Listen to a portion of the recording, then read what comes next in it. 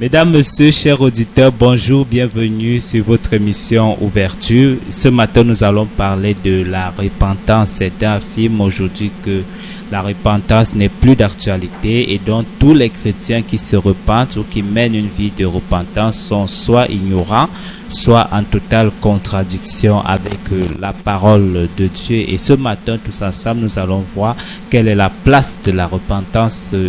Quelle place la repentance occupe dans la vie d'un chrétien? Est-ce qu'on peut, selon la parole de Dieu, être chrétien sans toutefois se repentir? Nous aurons pour passage de base Acte 3, verset 19. Acte 3, verset 19. Je ne suis pas seul sur ce plateau, je suis accompagné de notre invité, le pasteur Boadé. Bonjour, pasteur. Bonjour, frère Patrick. Chers auditeurs, bonjour. En Jésus, soyons bénis. Encore bienvenue à cette émission. Amen. Pasteur, nous allons prier. Seigneur, je te bénis encore, je te dis merci. Merci pour tout ce que tu fais. Conduis-nous dans ta parole, par ton esprit, parce que tu es Dieu. Nous le savons, tu nous as enseigné. La vieille nature ne peut pas enseigner ta parole, ni même la chair ou nos faiblesses. Mais c'est par ton esprit que nous pouvons être enseignés, bâtis, éclairés. Merci Saint-Esprit, merci Jésus, pour tout au nom de Jésus. Amen. Amen. Pasteur, nous allons lire Acte 3, verset 19. Acte 3, verset 19. Oui, Acte 3, 19, il est écrit « Repentez-vous donc et convertissez-vous pour que vos péchés soient effacés. » Oui, clair. D'accord. Pasteur, pour commencer, à qui s'adresse ce passage? Est-ce à nous d'aujourd'hui ou bien à ceux qui étaient de cette époque? Écoutez, c'est la parole de Dieu. C'est une révélation. Elle est surnaturelle, elle est révélée. Cette parole s'adresse à tout le monde parce qu'il faut qu'on soit clair. Ai-je besoin de repentance? Mais oui. C'est pas parce que ici Pierre parle au temple, c'est pas parce il parle au peuple, entre guillemets, et c'est pas parce qu'il y a eu guérison de quelqu'un. Pierre était en train d'exposer une situation qui était claire. Et il faut qu'on comprenne. Parce qu'aujourd'hui, certains disent que non, on n'a pas besoin de repentance. Dans la Bible, qui s'est repenti? Vous comprenez qu'il y a des sorciers qui marchent dehors et qui... Écoutons, la Bible est claire. Se repentir, c'est quoi? Je vais prendre une version qui est aussi un peu simple. Se repentir, c'est changer de vie. Donc, il y a une version qui dit « Changez donc votre vie et revenez vers Dieu pour qu'il efface vos péchés. » N'est-ce pas une version claire? Oui, très clair. Très claire. La repentance, c'est le changement de vie. Et je change de vie et je reviens vers Dieu pour qu'il fasse quoi? Pour qu'il efface mes péchés. Allons avec cette version. Se repentir, c'est changer de vie. Ça veut dire quoi? Si je menais une mauvaise vie, ou bien si je volais, que j'arrête de voler. N'est-ce pas? Maintenant, revenir vers Dieu, c'est quoi? C'est dire quoi? Dieu, ô Père, je volais, j'ai arrêté de voler. Maintenant, je viens vers toi pour que tu fasses quoi? Tu effaces mes péchés. Ça veut dire que dans la repentance, à un moment donné, quand on change de vie, nos péchés ne sont pas encore effacés. Il faut d'abord qu'on revienne vers Dieu, qu'on vienne vers lui, qu'on se tourne, que nos cœurs se tournent vers Dieu pour qu'il efface.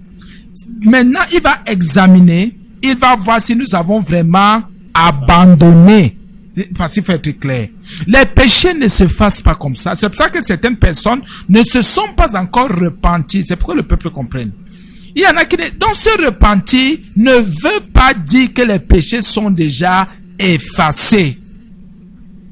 C'est quand on revient, on se tourne vers Dieu. Dieu dit, cet enfant, vraiment, il adopte déjà ma parole. Il accepte ce que je dis.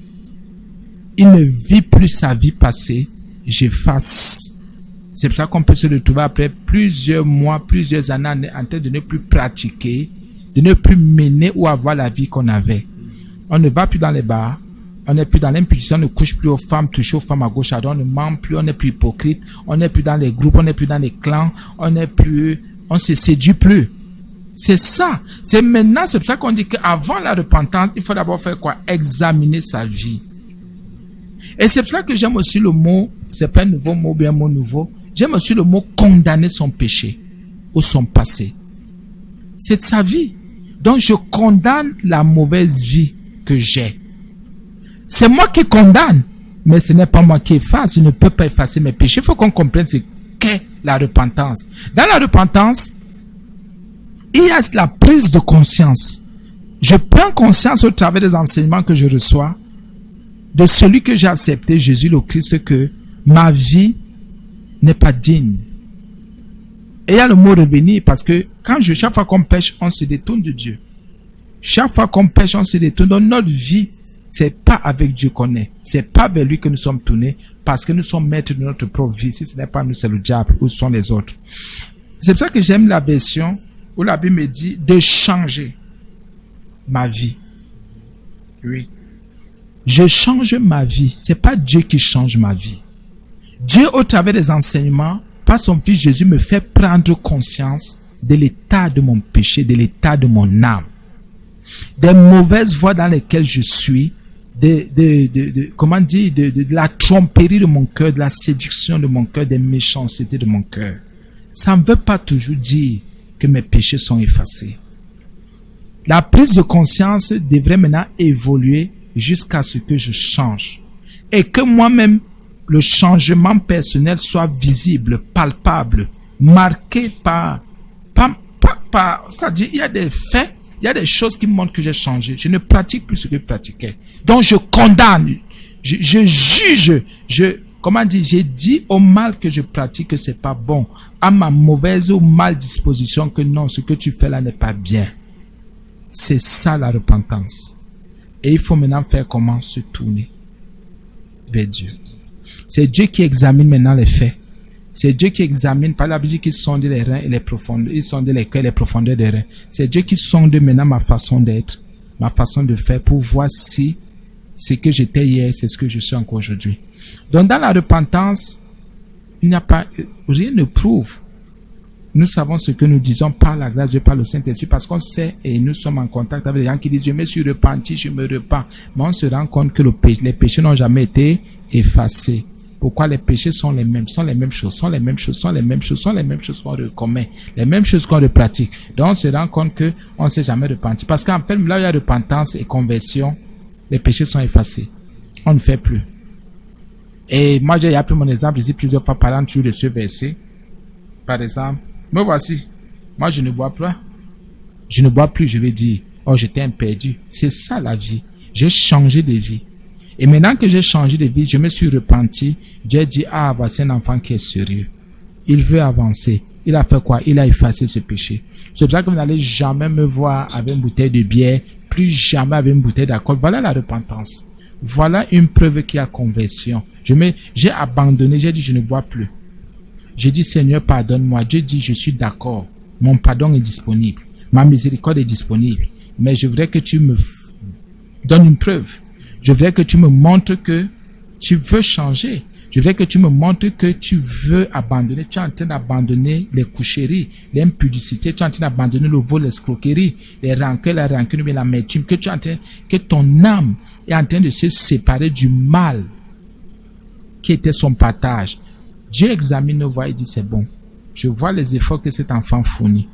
Je vois que cet enfant va jusqu'à ne même plus, jusqu'à lutter contre le péché, jusqu'à la mort, jusqu'à se séparer même d'un genre de personnes, jusqu'à se séparer même des gens qui comptaient dans sa vie, jusqu'à se séparer même de ce travail qui le poussait, qui le conduisait dans le péché, dans le mal.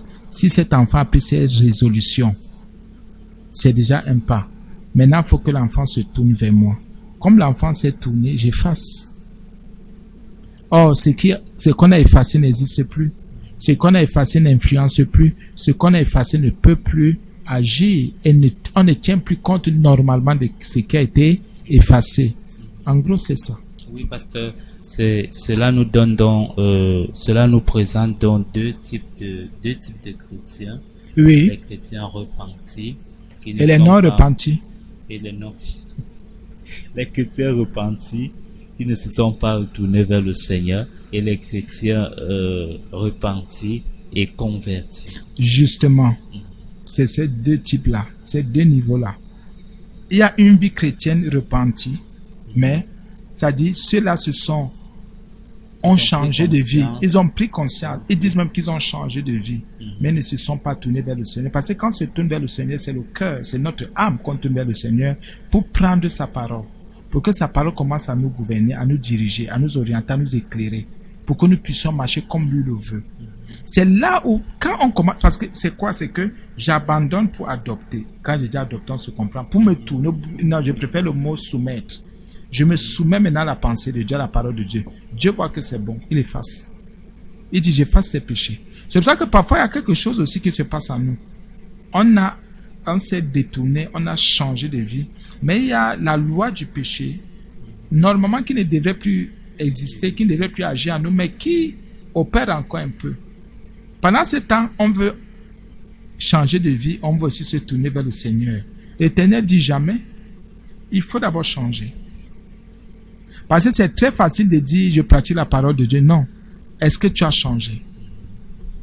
Est-ce que tu as changé? Donc, la première catégorie, change, c'est tourne vers le Seigneur efface.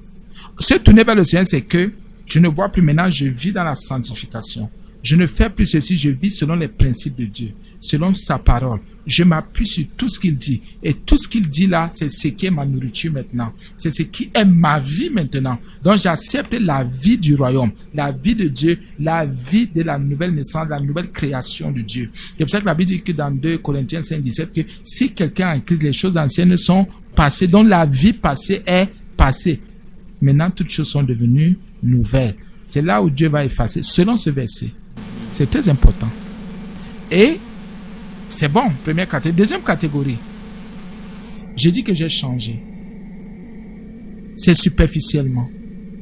C'est-à-dire, il y a encore des débris.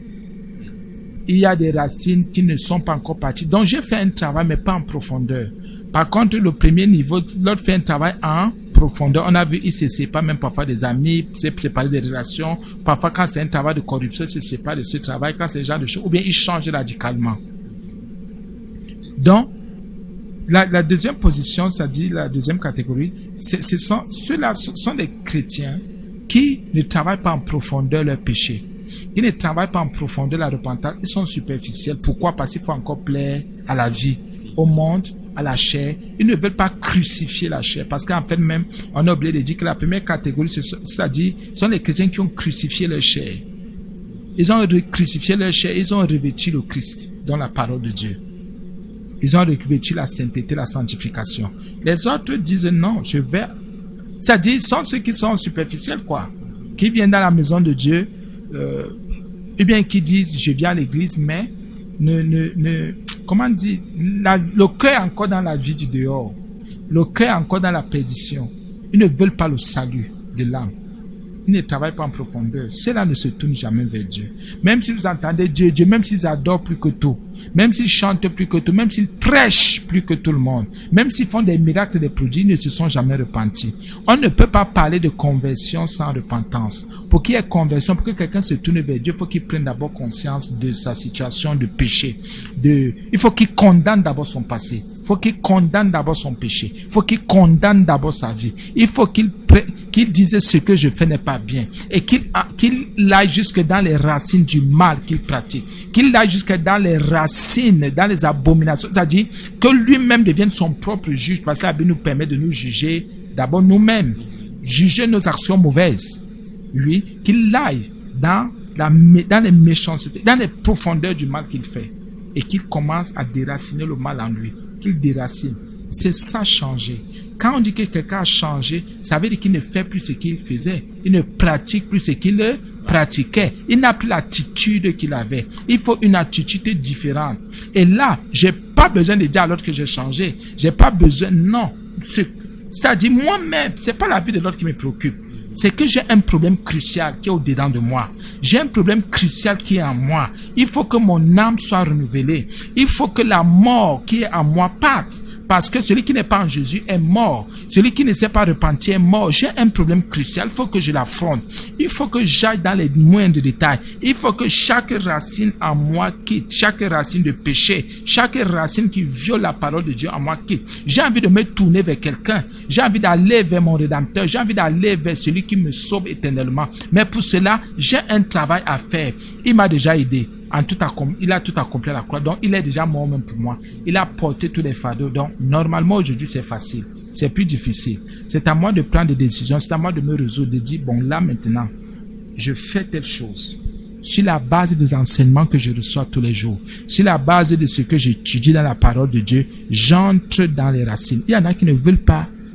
C'est-à-dire, comme la Bible dit que notre foi est fondée et enracinée en Jésus le Christ, qui en est le chef, le consommateur et tout ça. Donc, parfois, nos vies, ou, entre guillemets, ce que nous sommes, est enraciné dans le mal, enraciné dans les coutumes, les traditions, enraciné dans la religion, enraciné et justement dans la religion, dans les sectes et tout ça. Maintenant, il faut faire quelque chose. Il faut couper ses racines. Et la Bible dit que toute plante que le Père n'a pas plantée sera déracinée. Les gens ne veulent pas être déracinés, ne veulent pas déraciner le mal en eux. Vous voyez quelqu'un aujourd'hui vous dit, je vis la repentance, je suis dans la repentance, j'ai changé de vie. Mais 3 mois après, 2 ans après, vous revenez, vous vous rendez compte que c'était que du superflu. Le travail n'a pas été fait en profondeur. Non, la Bible nous dit de ne pas être négligent. La négligence est un péché. Il faut être profond quand on veut faire quelque chose. Il faut être minutieux quand on veut faire quelque chose, surtout le travail spirituel. C'est pour ça que les gens sont chargés aujourd'hui. C'est pour ça que les gens sont dans la tourmente, dans le tourment aujourd'hui. Pourquoi? Parce que le travail n'est pas fait en profondeur. Tout le monde veut dire je me tourne vers Dieu. On ne se tourne pas vers Dieu comme ça. Non. Et ne nous séduisons pas. Tout le monde ne peut pas se tourner vers Dieu. Quelqu'un va se tourner vers un Dieu. Vers des dieux, mais pas vers Jésus-Christ. Pas vers le Créateur. Parce que pour se tourner vers le Créateur, il faut entrer au-dedans de soi-même. Pas son fils, il a tout accompli. Pas son fils, il a tout fait. Maintenant, c'est à nous de faire le travail à notre niveau. Et Dieu dit, c'est bon, tu as fait. Tu es sur le bon chemin. Tu es en train d'avancer. C'est pour ça qu'il y a les différents niveaux du semeur. Parce que dans le semeur, on se rend compte qu'il y a un progrès. On avance, on évolue jusqu'à atteindre l'homme fait. Jusqu'à atteindre l'homme adulte. C'est très important, frère. Mais combien de personnes veulent alors travailler minutieusement, en profondeur, aller jusqu'aux racines? Si quelqu'un a quelque chose contre son frère, qui ira jusqu'aux racines, aller dire à son frère, tu sais quoi, je reconnais que j'ai mal fait. Voilà les racines. Tu ne dis pas ça derrière, mais tu vas vers le frère, tu vas vers la soeur, tu vas vers la personne. C'est ça la racine.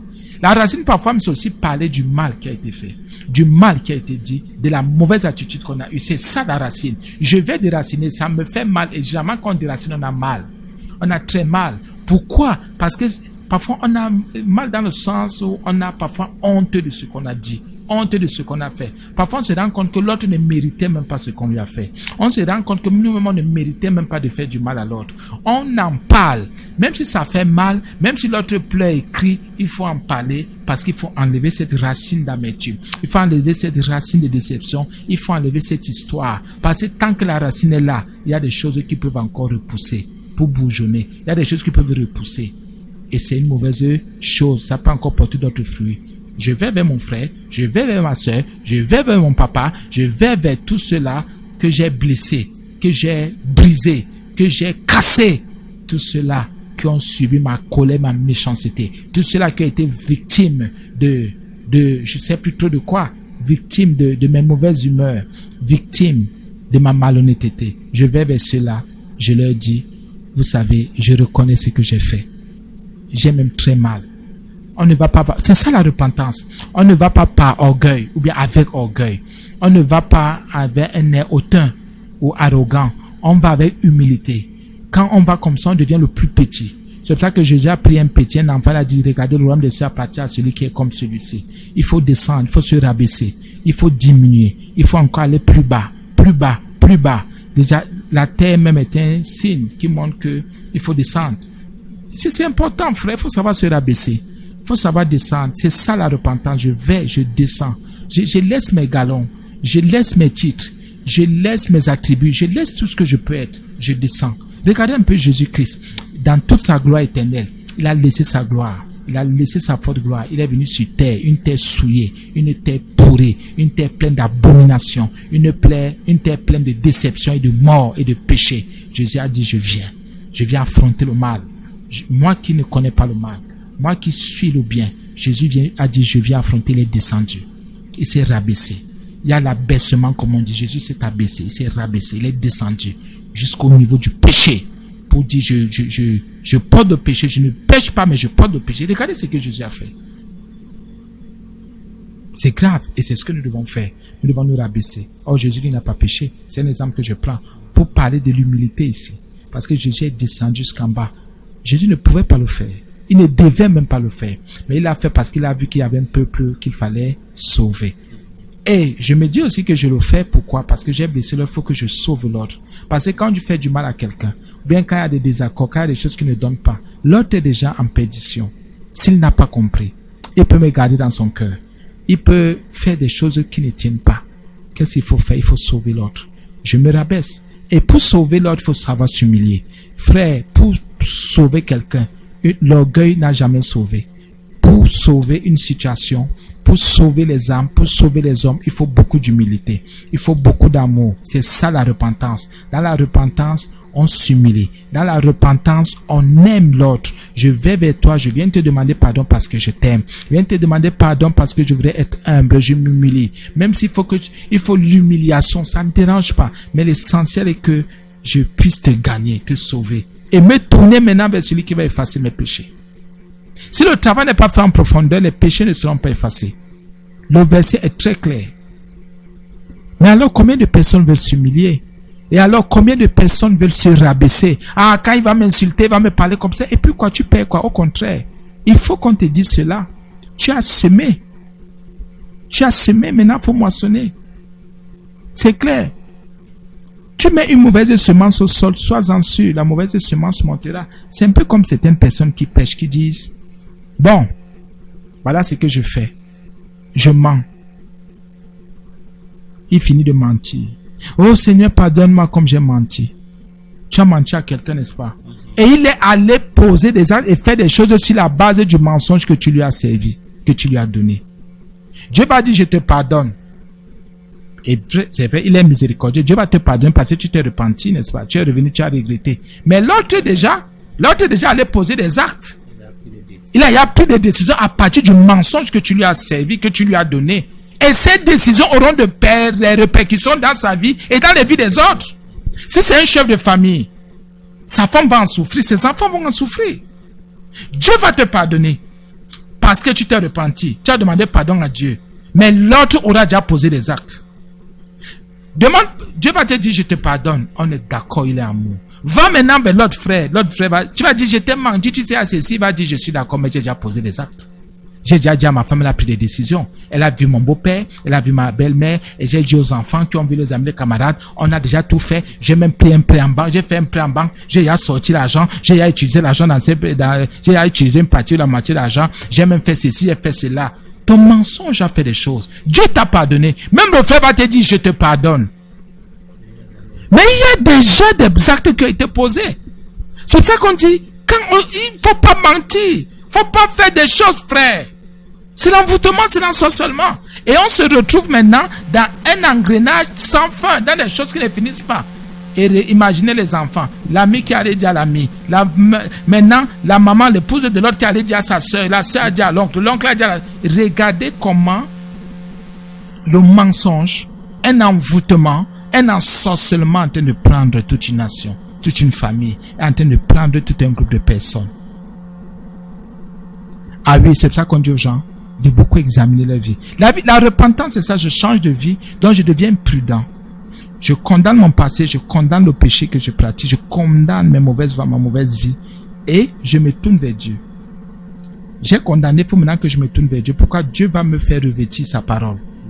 Oui, Dieu va me donner sa lumière, va me donner son esprit. Son esprit va maintenant me diriger. Je ne pourrai plus marcher, je ne vais plus marcher n'importe comment, parce que c'est une vie nouvelle, c'est une nature nouvelle que je reçois. C'est une nouvelle nature que Dieu me donne par pure grâce. Et là, c'est clair. C'est la preuve que mes péchés sont effacés. Il efface. Et quand c'est effacé comme ça, je ne m'en souviens plus normalement. Sauf sous forme de témoin, sauf quand l'Esprit de Dieu va me rappeler que tu sais, tu étais ceci. Et il faut dire aux gens que c'est ce que tu étais. Tu t'es repenti. Par la grâce de Dieu, tu es revenu. Maintenant, voici ce que tu es devenu. C'est pour ça qu'on change. Le mot changer. Amen. Amen. Oui, pasteur, on réalise aujourd'hui que c'est l'évangile que nous recevons suscite la prise de conscience. Bien sûr, et normalement. Une prise de conscience qui n'aboutit toujours pas à la repentance. Pourquoi cette lacune? Bon, prise de conscience qui n'aboutit pas à la... Pourquoi? Parce qu'il y en a qui viennent jouer. C'est un peu comme il y en a qui ont joué à l'école et qui ne sont pas allés jusqu'au bout. Comme il y en a qui ont joué dans leur couple et qui ne sont pas allés jusqu'au bout. Il y en a qui ont joué un peu partout, qui jouent, qui se disent que même l'évangile est un jeu. Même la parole de Dieu est un jeu. Même Jésus est venu jouer ce que les autres disent. C'est pour cela que ces choses, c'est pour ça que ça n'aboutit pas. C'est pour ça que ça ne donne pas passer. Il y en a qui sont paresseux, il y en a qui sont négligents, il y en a qui passent plus leur temps à juger. Et on est conscient de ça. Je suis paresseux, je sais que je suis paresseux, je sais que je suis... Mais on ne change pas. On ne change pas, mais ce qui est sûr, c'est que chacun paiera son prix. Non, c'est clair, chacun paiera son prix. Frère, je ne paierai jamais ton prix, tu paieras jamais le mien. Tu paieras le prix. Pourquoi? C'est pour ça qu'il y a les enseignements. Quand l'évangile est libéré, est prêché, est enseigné, est donné, est proclamé. Maintenant, c'est à chacun de recevoir. Je reçois et dis que je me repens. S'il n'y a pas les fruits, qui a tort? C'est pas le prédicateur. Le prédicateur peut m'être bizarre, mais le Saint-Esprit, parce qu'il est Dieu, il me fait attraper 2 mots qui vont me sauver.